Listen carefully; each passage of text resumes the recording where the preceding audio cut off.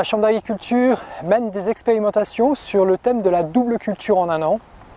Le principe de la double culture, c'est d'implanter à l'automne, généralement en septembre, une première culture céréales ou métailles, qu'on va récolter en immature, généralement courant mai, puis implanter par la suite une deuxième culture, elle-même à vocation fourragère ou énergétique, éventuellement même une culture de vente.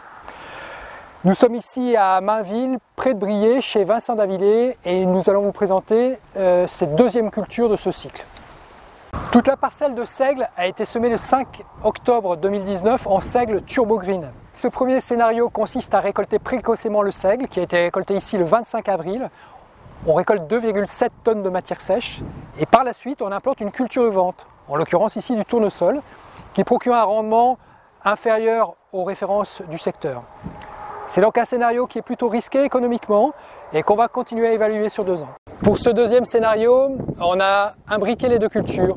On a semé sous couvert du seigle un trèfle violet fin mars. On a ensuite ensilé le seigle en immature le 18 mai. On a récolté 5,7 tonnes de matière sèche pour laisser la place au trèfle pour qu'il se développe. On a par contre eu 2 écueils. Premier écueil, une forte concurrence des repousses de seigle qu'on a dû broyer. Et deuxième concurrence, le sec qui a bloqué le trèfle pendant son développement. Sur ce troisième scénario qui est le plus conséquent, on fait une récolte du seigle en immature au 18 mai, on récolte 5,7 tonnes de matière sèche et par la suite, on a implanté ici une collection de différentes cultures, soit à vocation fourragère, soit à vocation énergétique. On a ici des mélanges commerciaux à base de tournesol linoléique auxquels on a associé soit du sorgho multicoupe, mais également du Niger, éventuellement du Moa. C'est la famille des métanicouves. On teste également des choses plus exotiques. Ici, vous avez le théocinthe qui est l'ancêtre du maïs, qui est encore cultivé en Amérique du Sud. Mais on voit que ce n'est pas forcément une plante qui est adaptée à notre terroir. On évalue également le maïs précoce, ici des indices 180. Mais on voit que c'est une espèce qui passe pas très bien vis-à-vis des coups de sec à répétition qu'on a eu et également qui souffre d'un coût de semence un peu élevé. Ce sera vraiment une espèce à réserver au limon profond, à réserve hydrique importante. Les tournesols linoléiques ou éléiques font partie des espèces les plus tolérantes à la sécheresse et c'est des espèces qu'on va évaluer en solo mais également dans le cadre de mélange.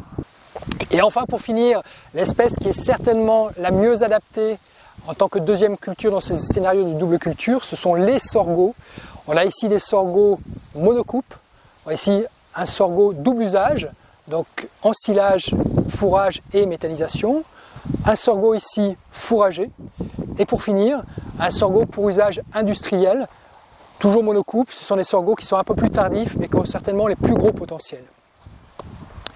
Voilà, je vous propose qu'on se retrouve dans une prochaine vidéo pour les résultats de ces essais. À bientôt.